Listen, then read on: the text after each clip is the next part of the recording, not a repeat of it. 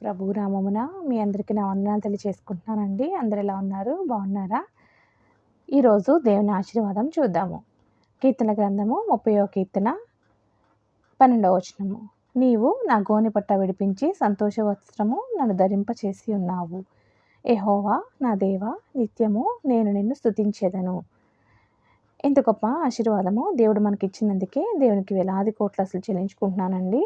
దేవుడు మన యొక్క గోనెపట్ట అంటే మన యొక్క బాధాకరమైన స్థితిని విడిపించి మనకి సంతోష వస్త్రాన్ని ధరింపచేస్తున్నారండి.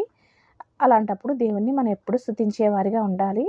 మన యొక్క శ్రమల్లోనూ మన యొక్క బాధల్లోనూ దేవుడిని మనల్ని మొరపెట్టినట్లయితే కనుక దేవుడు మనకున్న అటువంటి శ్రమల అనే గోనెపట్టాన్ని విడిపిస్తారండి.